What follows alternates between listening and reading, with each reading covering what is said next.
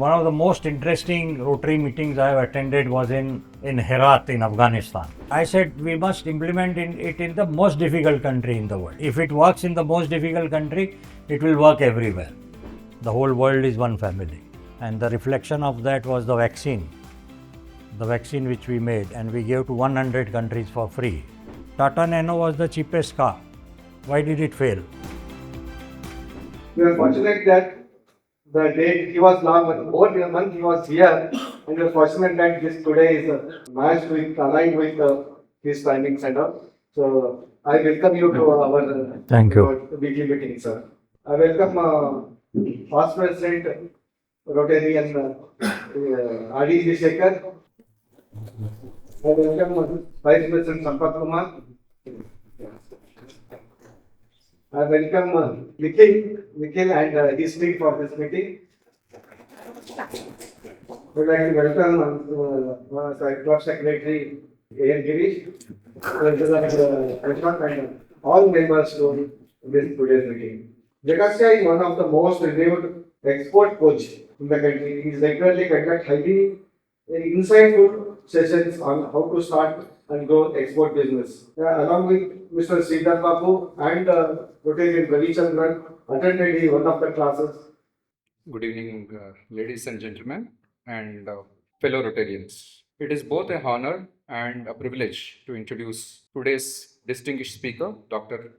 Jagat Shah, a visionary global mentor and a dynamic force in international trade and social innovation. Dr. Shah holds a PhD degree in international business, is a diamond technologist, and a certified cluster development expert by UNIDO.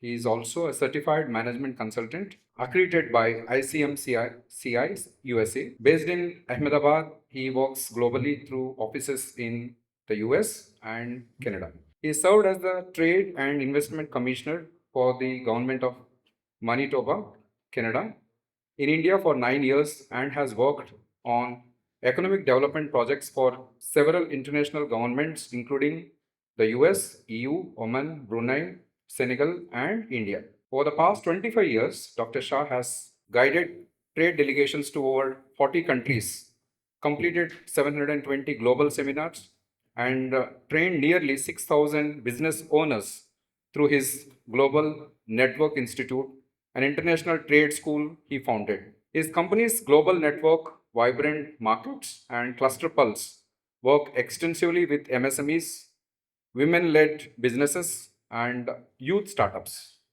helping them connect to global markets through innovation, trade, technology, and investment. He is the man behind many well-known expos, including Vibrant Goa, Vibrant Tamil Nadu, and Vibrant Kutch, and he has successfully executed over 100 smart village projects in partnership with NRIs and the World Bank. Dr. Shah is also known for his extraordinary mentor on road journeys, having driven over 6 lakh kilometers, spanning over 20 countries, interacting with thousands of entrepreneurs, stakeholders to promote bilateral trade and ease of doing business. His 2017 solo US road trip across 35 states is a standout, an 82-day journey meeting over 4,000 entrepreneurs while presenting the opportunities of New India 4.0.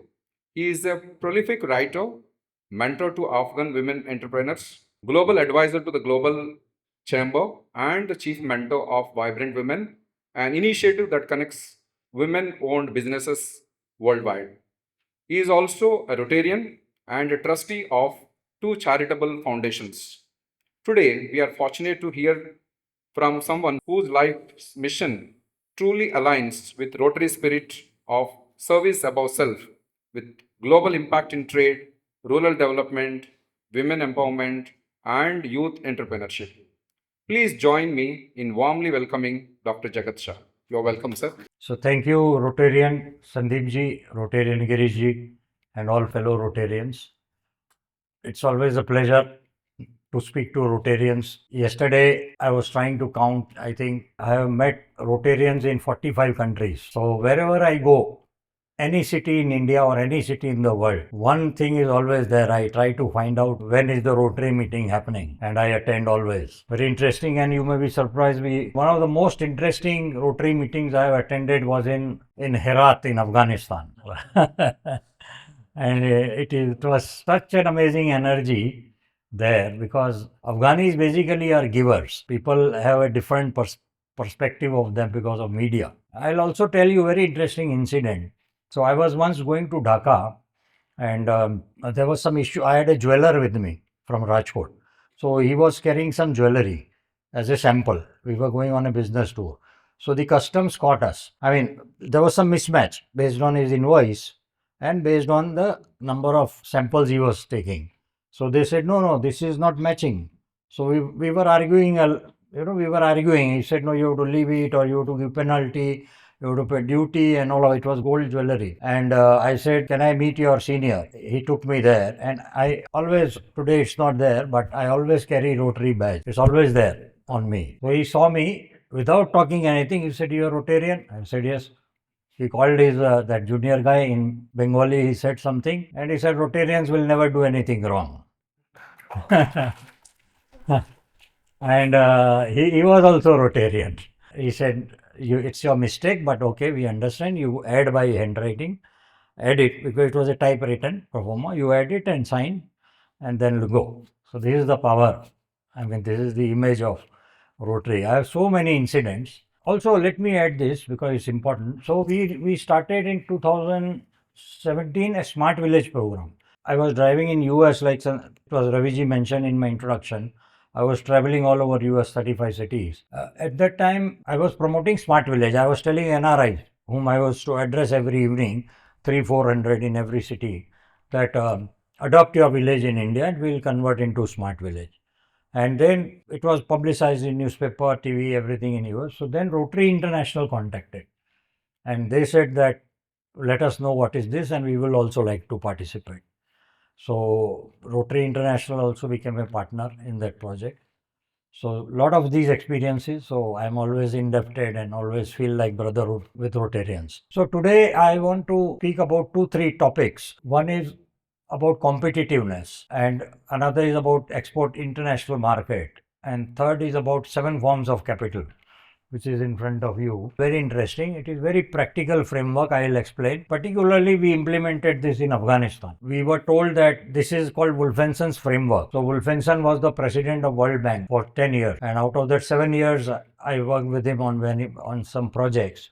So he has built this framework.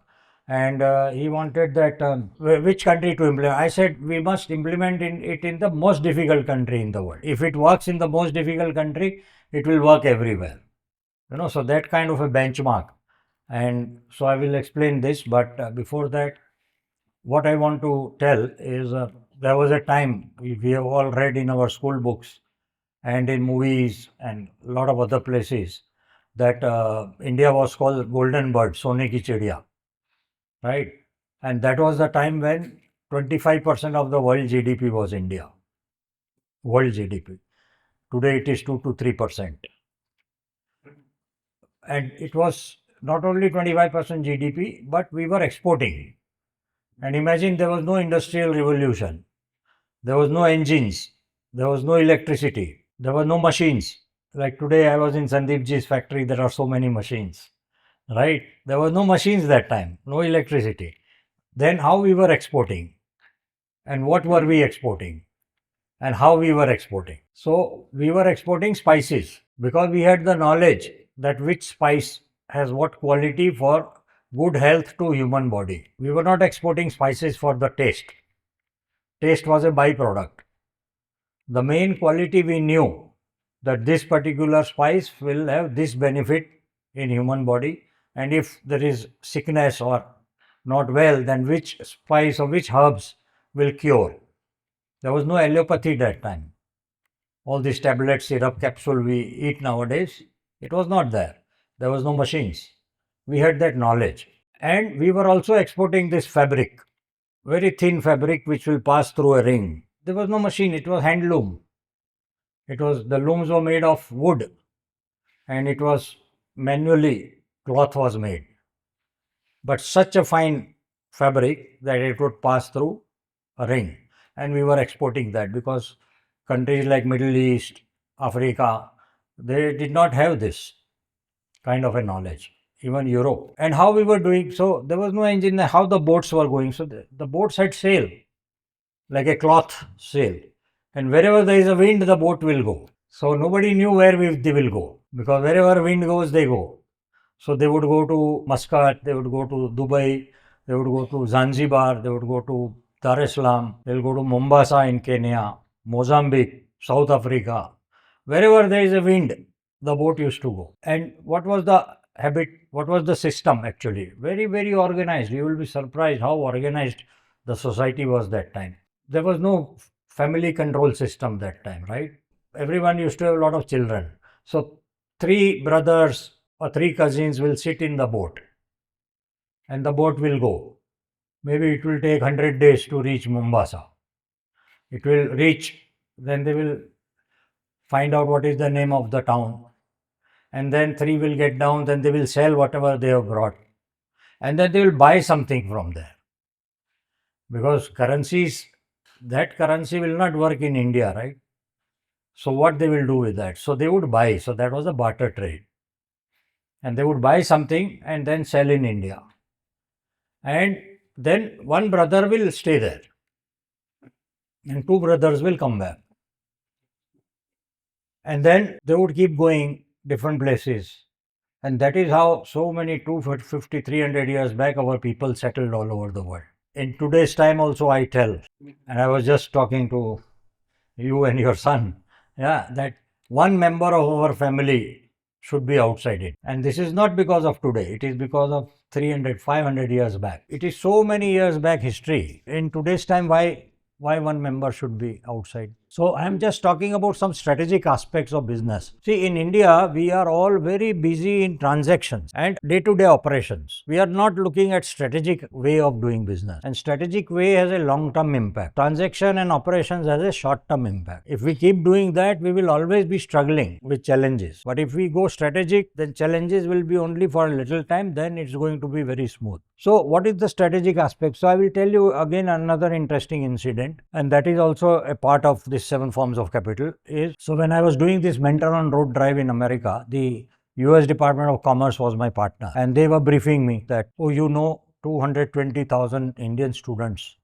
come to US to study every year average, and in last 10 years average 3% have gone back to India. So they said, this is a matter of concern for you. I said, no. They said, why? This is brain drain. You are all smart people coming here. I said, actually this is a problem for you. Right?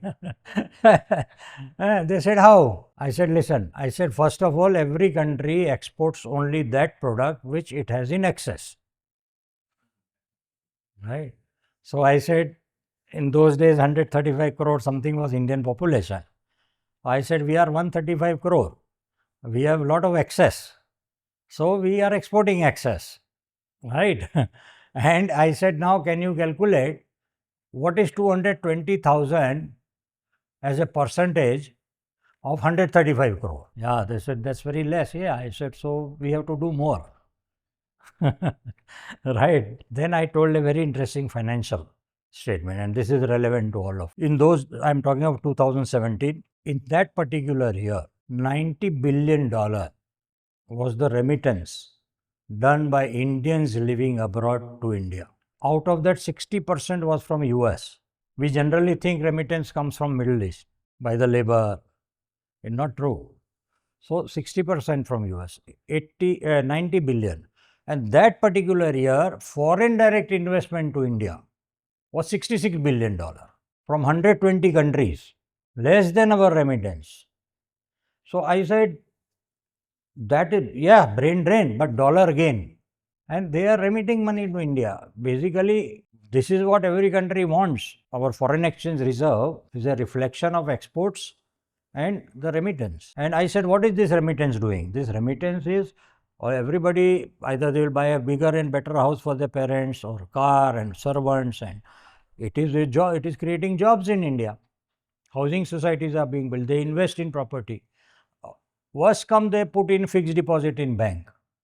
What happens to that fixed deposit in bank? Bank gives loan to industry. to start business from that money.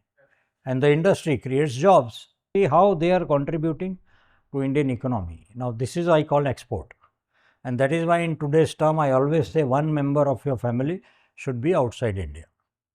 Because they will not only grow your business, because the trust is a very important element of business, but they will also remit money, right? And since thousands of years, India's philosophy is Vasudhaiva Kutumbakam. The whole world is one family, right? And the reflection of that was the vaccine which we made, and we gave to 100 countries for free. And China gave to 82 countries at a cost, right? So, this is the difference. Nowadays, there is a lot of discussion about AI, and that AI is going to disrupt jobs, and a lot of jobs are going to go away. Nowadays, last 2 days, TCS is reducing staff by 12,000 people. Today, just remember my words. Remember, in 6 months from now, TCS will hire 3,000 more people. Then how? It is always a cycle. It is always a cycle. Any new technology comes, those people who have not kept themselves updated with new technology will have to leave. And those will come in who understand that technology. And jobs will always keep getting more and more created because businesses will keep growing. A lot of people say digitalization is not good. With digitalized, job loss will happen. But with digitalization, business will grow and they will hire more people. Tell me, Infosys, you are all from here, and Infosys is a company from here. 20 years back, how many people working in Infosys? And how many people now? Has it gone down or gone up? Gone up, but technology has gone up. But company is growing, so they are hiring more and more people. And it is true of every industry. I just want to ask you, I don't know your business, but in any of your company, has manpower gone down? No? Yeah, so started is always, 50 years back also it had started.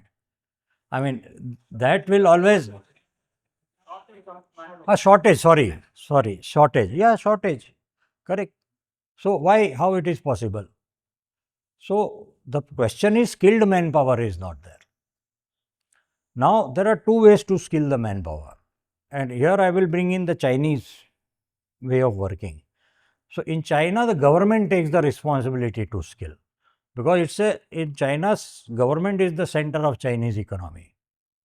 In India, entrepreneur is the center of Indian economy. You are the center of Indian economy. You will have to take that responsibility to skill people. And you are entrepreneur. Nobody can teach anybody skill better than an entrepreneur, because it is most challenging to run a business.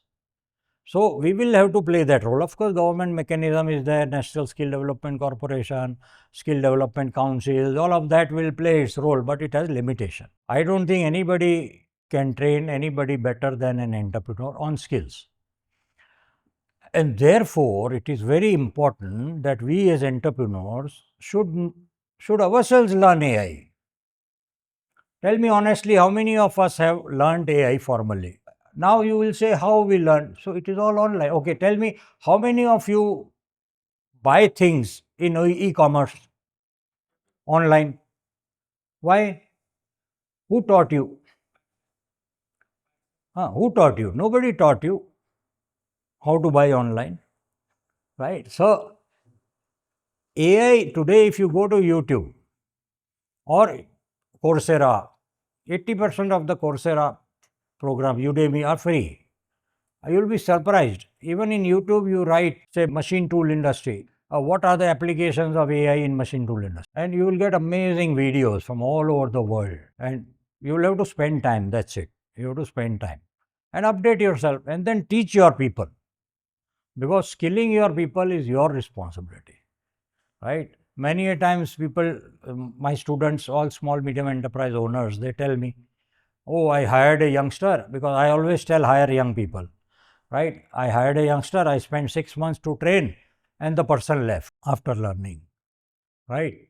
So, I always tell it is not the mistake of the person, it is your mistake. The mistake is that we could not understand how to retain people. That again comes with we ourselves having latest knowledge and keep upgrading our staff always through. Training is not a one time thing. It is a forever activity. You will be surprised. Boston Consulting Group has come out with a very, very practical and very interesting report that by 2026, 76% of the world's workforce have to be retrained. 76%, not India, world's work. So now you understand that how skilling is so much integral part of success of a business. Generally, we used to think raw material and then machinery and then people and then the production process and then the packing and quality checking. But skilling has become a raw material of business. I will relate my subject with some very interesting, these 7 forms of capital. This is a World Bank framework. World Bank,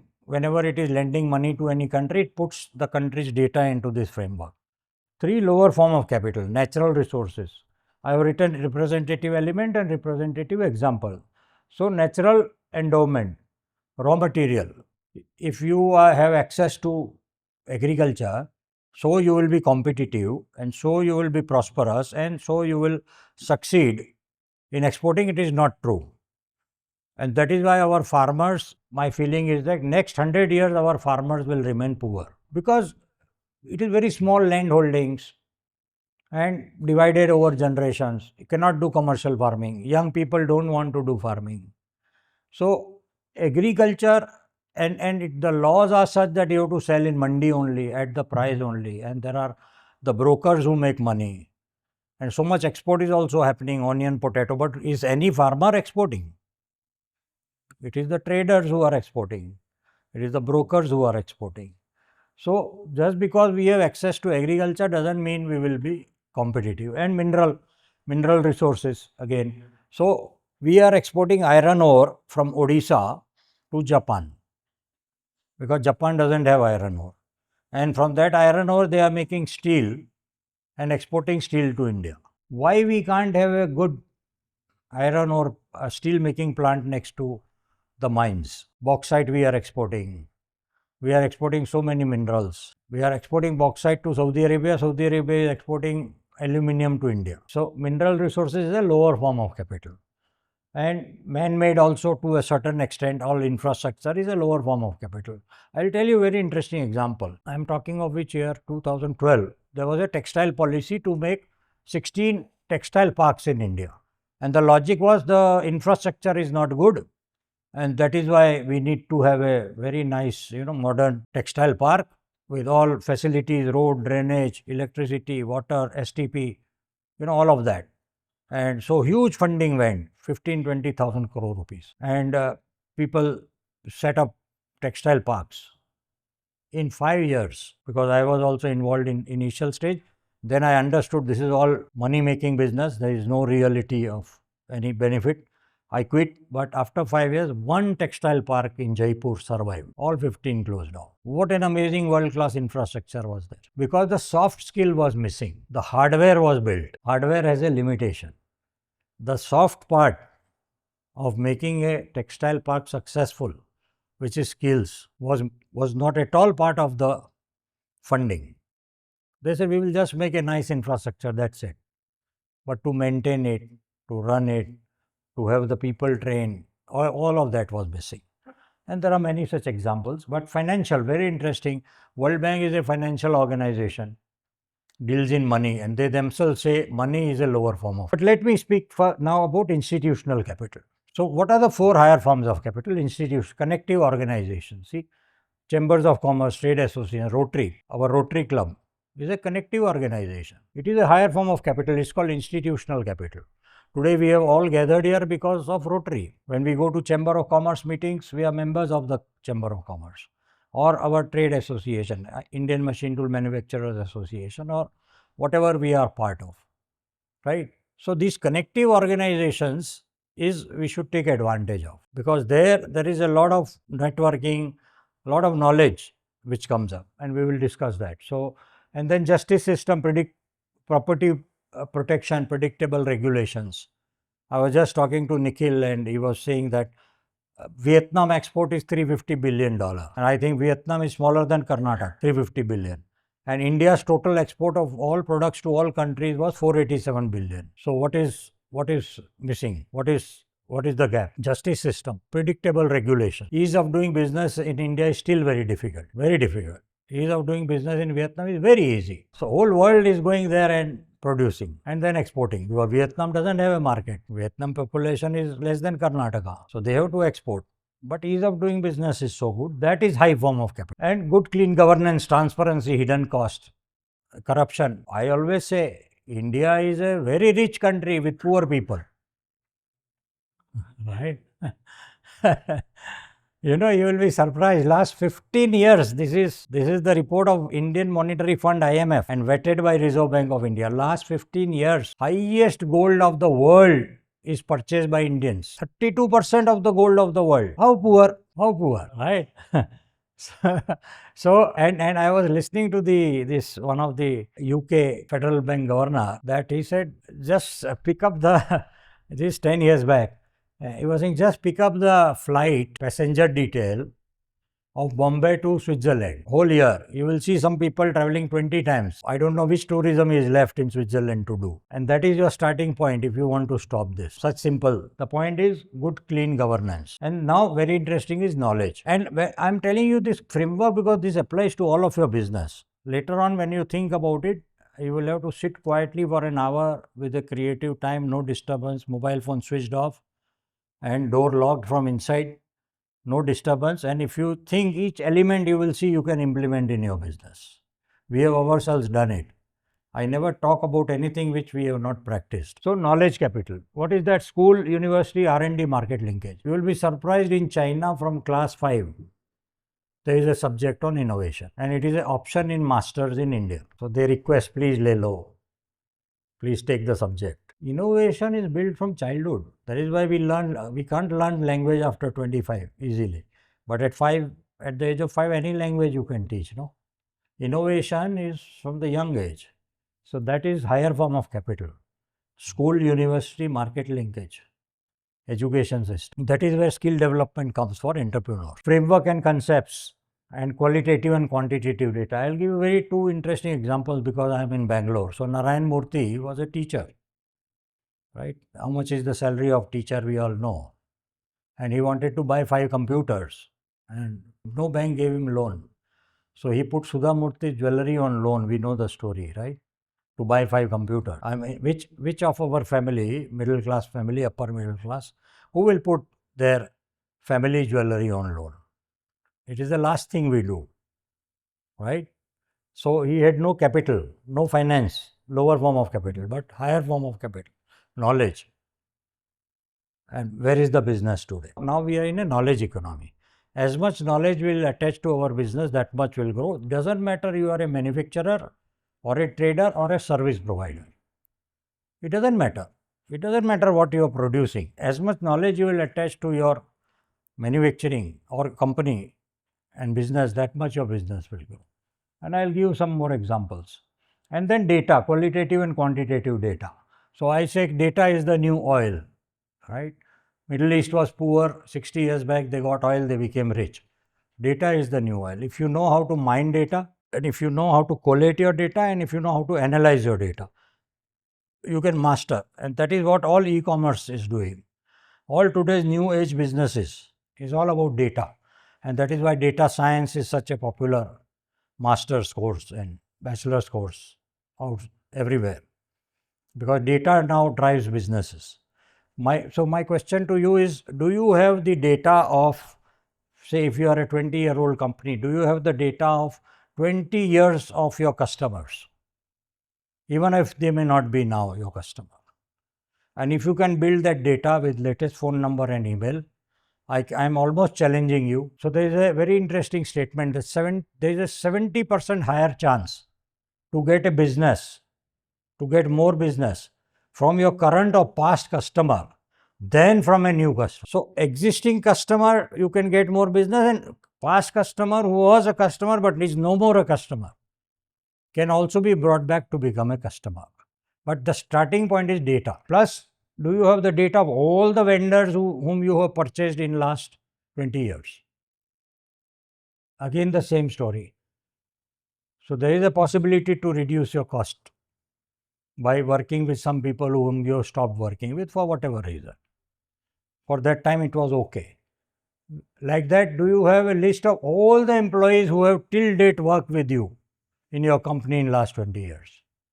Many of you may not even know. They might have become vice president of a very big company who may be your customer. So, the moment you start putting data, you will be surprised that what all information. I am just giving you very basics, but the data is a very massive thing, but same way from international market point of view.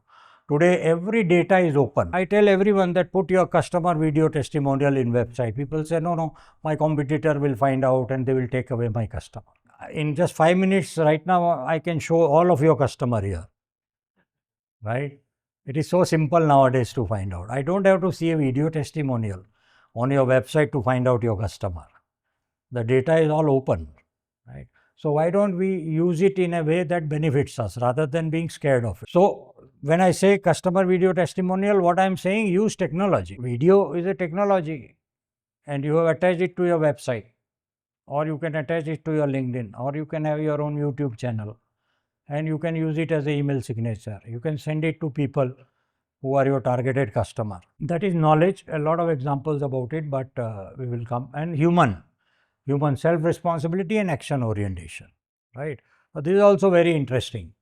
So, the human capital, and that is why if you see AI on the knowledge part is actually below human capital. In 1000 years, there was never ever going to come a situation when technology overtakes human. Lot of debate is going on, lot of discussion is going on, and it has been going on for 500 years. It's not happening now. Self-responsibility and action orientation, right? So, a lot of us are self-responsible, but we have to ask question ourselves, how many of us are action oriented? So, I always tell entrepreneurs that if you want to grow, you will grow in foreign markets, right? Because India is a $4 trillion economy and the world is a $112 trillion economy. So, 108 trillion economy is outside India. And in India, there is severe competition for the 4 trillion. How many industries in Pune? 10,000. In each of your business, there are thousands of industries. All of them wanting to sell to India, to the same set of buyers. How many buyers? How many customers for each set of business? It's fixed. And if everybody chasing them means you have to reduce price and less profit. And you have to give credit 90 days, 180 days, forever days, bad debt days, money not coming at all. Naturally, everyone is concentrating here. But if we export, out of those 1000 companies whom you are competing for Indian market as a competitor, hardly 50 of them are exporting. Then the question is, there is global competition. But globally, in many businesses, we are actually competitive. But we do not have the knowledge part of it. We do not have the knowledge part of it. I'll give you a very quick, interesting example. Sandeep ji stopped me 2 minutes before. So, I was telling you like $112 trillion foreign economy. I mean world economy. 30 trillion is American economy. 25% of the world economy, which once India was, is American economy. Out of that, $6 trillion is US government spending. Government spending. 1.5 times of entire Indian economy is only US government spending budget. And out of that, $3 trillion of goods and services they import. 75% of entire Indian economy is only import by only government of US. And they import only through one portal. It's called sam.gov, sam.gov. All purchases, like we have GEM, all purchases are done under SAM. And you have to be a registered vendor. Vendor registration is free. Now, around 1000 Indian companies are registered as vendor. Now, 1000, 1000. 10,800 Chinese companies are registered. And the form is to be filled in English, which Chinese don't know. And Britishers taught us English and they left. But we don't know knowledge. We don't know. Now, you see the knowledge capital and how it has immediate impact in your business. Like that, there are 24 institutional importers. I call US government as an institutional importer. It's an institution. United Nations is an institution. World Bank is buying a lot of things because they fund projects, and under projects they buy things, including machinery and raw material. So human capital is self-responsibility, action orientation. We have to have that action orientation, that okay, let me explore how to export my products or services. And here I always give examples, those like Sandeep ji, and you attended my program. I say, like, there is a company in Rajkot exporting goat dung, right? Goat dung they are exporting to US. And another company in Jaipur exporting cow dung. And another company in Ahmedabad, Devendra Trading Corporation, exporting rotten potato, where it is written if more than 5% is good quality potato, then payment will be deducted. There is a market for everything. I remember 2005, I was in Tirupur, our t-shirt cluster. I worked there many years on many projects. And they said, no, we can't export because, China is very cheap. China used to sell something for like 90 rupees or 100 rupees, and our price was 120 rupees, a basic t-shirt. They said, we can't. And today, Tirupur export is around 26,000, 27,000 crore, small town, 10 lakh population. Because they found out a market. There is a market for everything somewhere. We have to find it out. What is the market? If you go to China, to any t-shirt factory, and tell them, I want 5,000 t-shirt, they will kick you. They will say, get out, don't waste my time. Their minimum order quantity is 2 lakh t-shirt. There are 140 countries in the world whose population is less than 1 crore. They don't need 2 lakh t-shirt. They need small quantity. Where they will buy? So Tirupur built a model that you want 1000 t-shirt, I'll give. Yeah, China will also give you 1000 t-shirt, but China's price for 1000 t-shirt is 140 rupees. Now you see the niche which they got today, it's a thriving cluster and a huge industry. So that is self-responsibility and action orientation. For all of your businesses, I always say there is no product or service in India which cannot be exported. That is my challenge. We have to put that effort, that action orientation. It is a high form of capital. And to me, cultural capital is this is World Bank framework, Wolfenson's cultural capital. Imagine a capitalist organization dealing in money says cultural capital is highest form of capital. What an amazing way. And what is that mental model? Trust. Trust is a high form of capital. So I come from Jain community. So we are very small, we are a minority in India. We never take minority benefit, but we are a minority, right? 0.4%. But we have this system, we put one yellow tilak. Anybody who will see that, they know a Jain will never cheat. Trust is a high form of capital, right? Like that, there are so many cultural aspects and that is why I said one member of your family should be outside India. That is trust, and that is the capital. Even if you don't have money, you will still be able to grow. Jindal group of companies grew because they were outside. Later they came, and one brother here, Ellen Mittal Group, Birla Group, Indorama, the largest factory in Indonesia. You keep naming and you will see, right? And we say father of the nation, Mahatma Gandhi, but he learned Satyagraha in South Africa, right? We imported Satyagraha. It's a very interesting thing, trust and then wealth creation attitude. It's a high form of capital. We should never ever be satisfied with making money. Now, this is a big problem in our Indian culture. There are a lot of societies which look to rich people as not good people. Too much money, not good person, right? There are societies. So, but you should always be hungry to make money. Why? Not for yourself. When you have 200 crore rupees, every day evening you will eat gold biscuit? You can't even break it. What you will do then? You will make a big house. How much bigger house than Antilla? Right? And you will wear clothes with maybe diamond buttons. Is okay. Which other button you will use? And food, what you will eat? We can't even eat half katori of pure ghee in MTR. Next day morning is trouble. So, what more will you eat? And what will you do with wealth? But the moment you make money, you will grow your business. And when you grow your business, you will hire more people. That is the purpose to create wealth. That is the biggest contribution. I always tell people donate money to temple. People donate money to schools. And when I was doing this mentor on road in America and I was telling them to adopt their village, I used to ask, yeah, I'm donating money to temple. I said, okay. I said, how many priests in your temple? Only I don't know.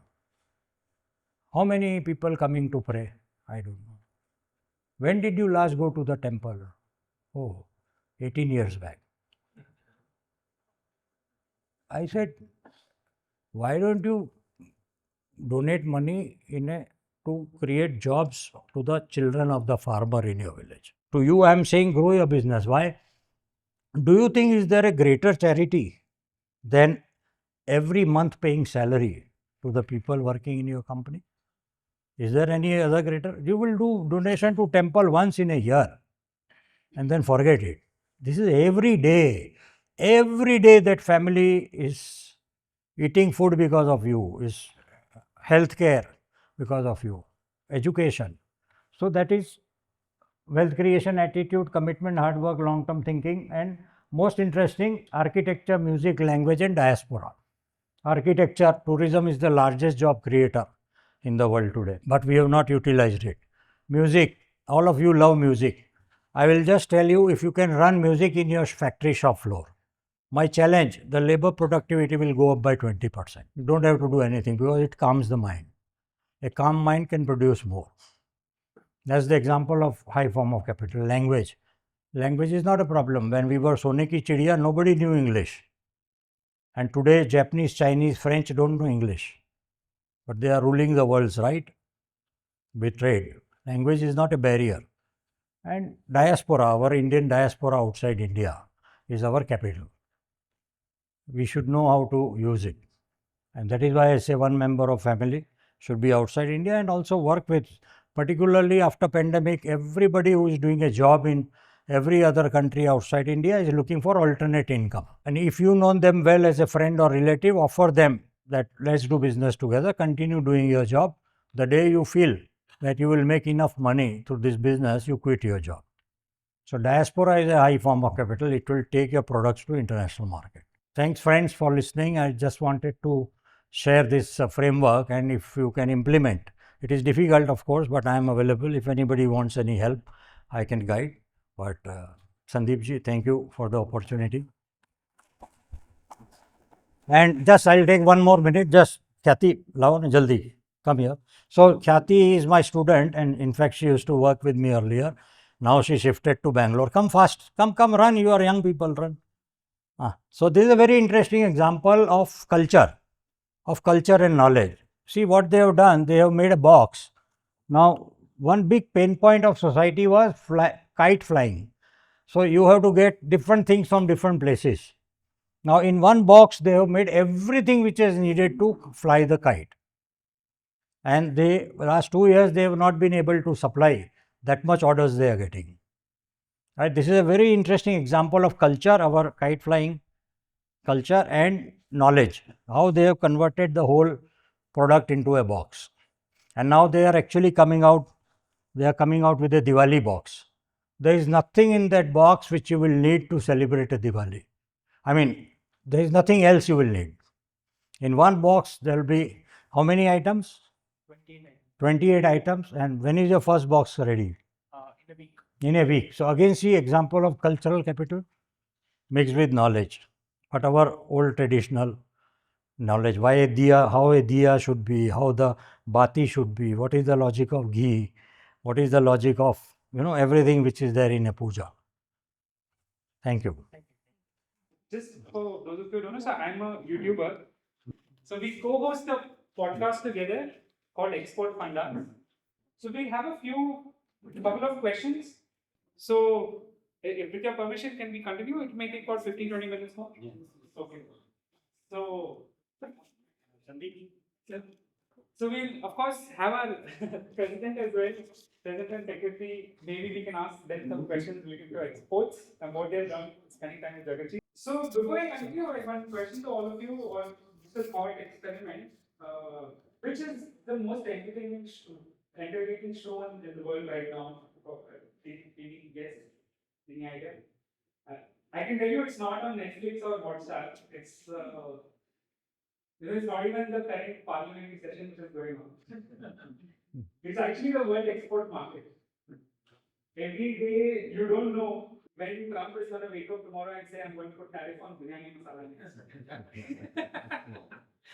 So the Export Matters podcast, me and Jagat, I'm a student of his as well, and I was a student for his services workshop. All of you are, and I don't know if you know, but he has a services workshop as well. And I wanted to catch up with him just to understand this fully suspense and thriller-driven export market on a bi-weekly basis. That's what Export Matters. You can check it out on YouTube. Now. I'll just ask one question and then I'll hand it over to all of you. We'd love for you to ask questions to him. And but I will tell you one thing that we've done about 20-25 episodes already, almost 50-60 videos published. And one thing I've noticed, he knows a lot of world governments' political secrets. So normally before the news comes out, a week later. I message him separately and I get the news and I start celebrating with good news. So you can ask him questions related to that as well. But one critical question, and we were speaking about this, Jagatji, before we just started, which was so AI and automation, right? Many say China already a lot of robots have come. Yesterday, there's a brand called Unity from China released a humanoid robot for $5,000, which is like what 4 lakh rupees, 5 lakh rupees, and it's supposed to replace our labor. And when we lose our cost advantage, I mean, how are we going to navigate this scenario? Workers in India, workers in Bangalore. How do we build a competitive edge in this upcoming AI and automation world? In the 7 forms of capital, I was talking about a higher form of capital called innovation. Innovation is something which we will have to lead our businesses with to make a differentiator. Let robots come, let AI come, but every command to them is also going to come from human. And there is always going to be a limitation of these machines. So, innovation is very human centric, and innovation is always driven by pain point of a society, right? So, in all of our businesses, whatever is our customer, we will have to know what is their pain point and we will have to continuously solve it. You cannot solve it once and then sit idle because others will overtake you. So, the only answer to robots and those coming in and is innovation. So, if you see, and when I say innovation, it also means like branding. Or what is branding? Today, from 12 o'clock in the night, people are standing in the queue to buy Apple phone of 1.5 lakh rupees. But same, almost similar quality phone, I mean, with the features, Samsung and all, is 20,000 rupees. Then why 1,50,000 phone is selling?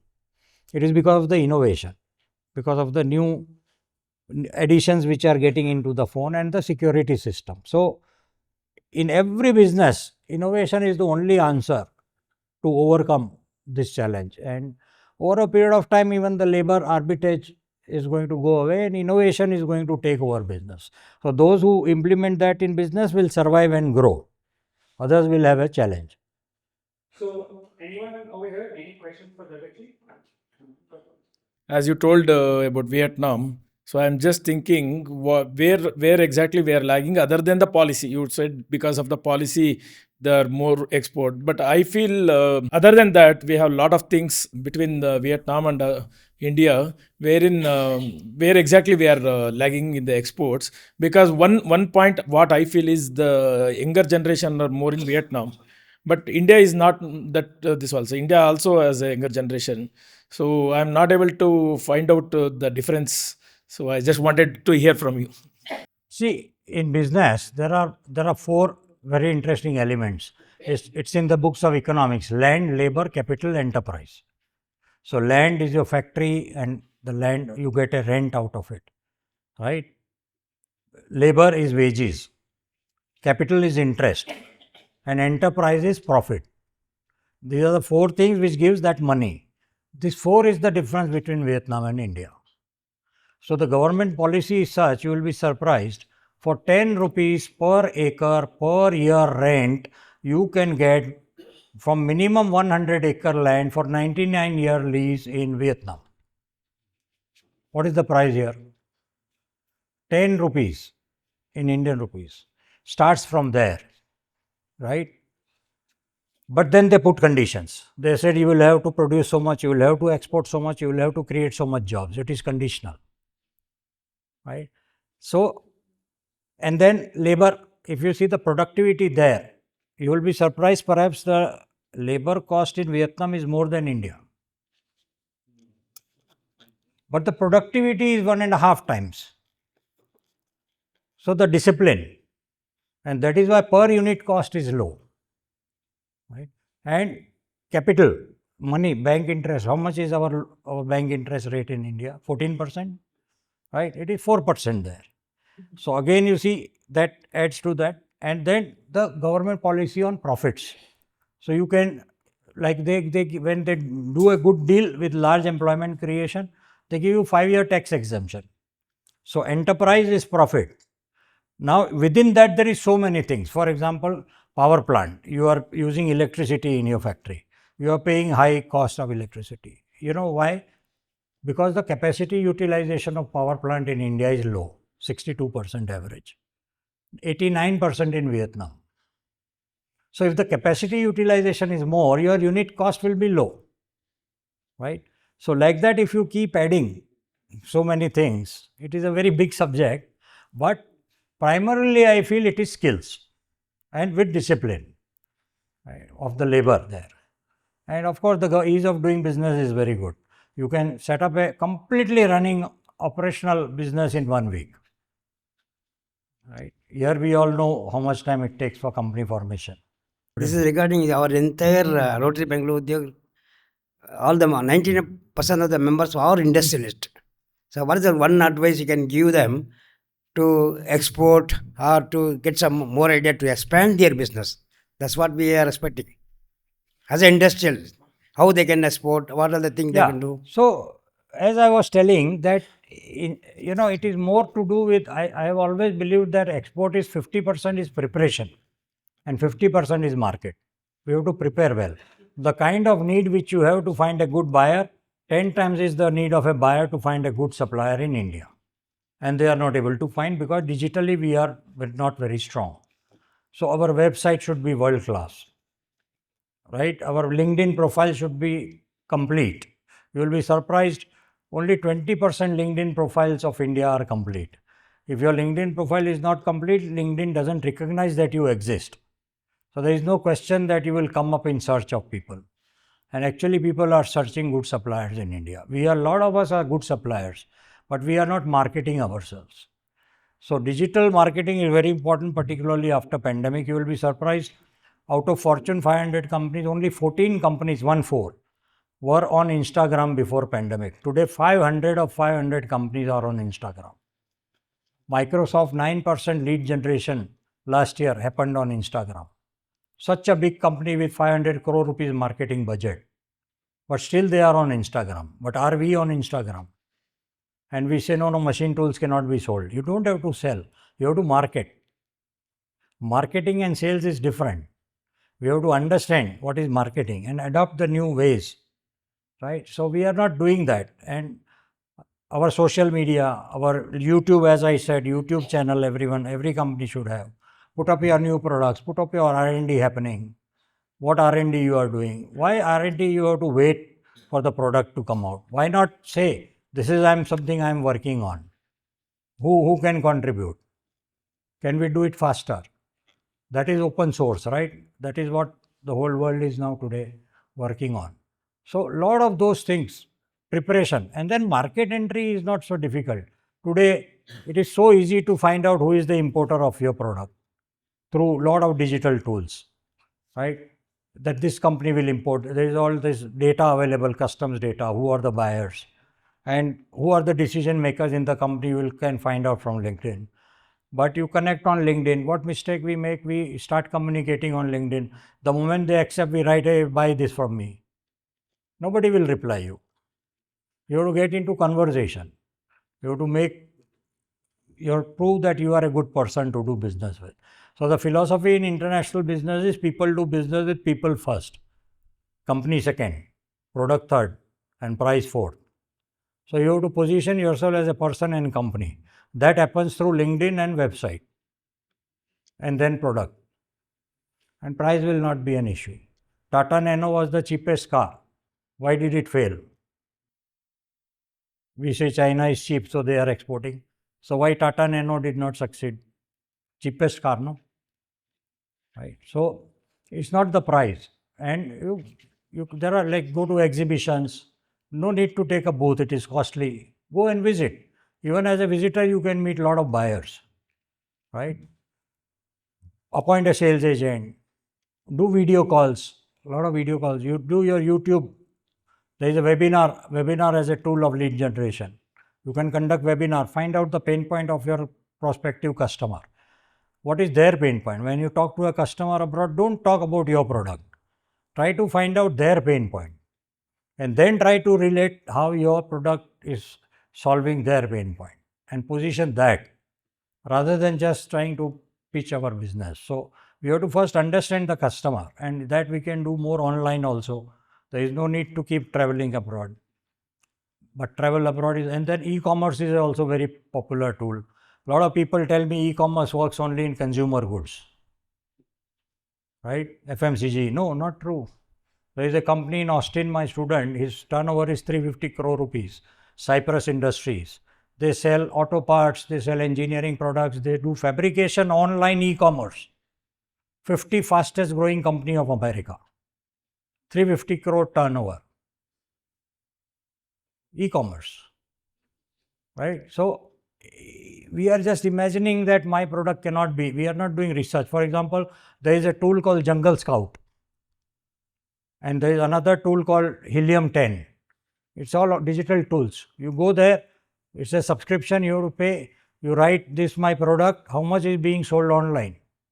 It will give you complete data. This company sells so much value in so many countries at this price, at this much profit. Analyze. I told you, knowledge is the raw material of business. So as much knowledge we will get and attach it, that much our way of doing business will improve, and export markets are there. And we have to understand. So do research about the market. And there are tools. There is a Lloyd Bank trade tool. It is free. And it is such an amazing tool for any product in any country. All research reports are there. Any product, any country. Imagine how much resource they must have built, and it's a bank. But what is their innovation? They say credit plus. We will not only give money, we will give a lot of knowledge also. Because they know in the 7 forms of capital, knowledge is higher than money. Bank is giving knowledge so that their customers don't become bankrupt or NPA. And they grow so that they can again borrow money. What a smart way of marketing, right? So that is innovation. You can do research and then find out. And then when you speak to a buyer, don't talk about selling your product. Start by telling what you have learned about their business. So by studying their website, their market, their research report, and give them some 2-3 tips of how they can increase their business. Not about you supplying to them. And they will say, these people, hey, I will work with them. These people not only will give me machinery or whatever product, but I'll get constant knowledge from them. And they know that knowledge is today an important raw material of business. So it's a combination of a lot of things. We did a 4-day program on this, 16 hours. So difficult for me to tell here, but I'm just giving you some examples.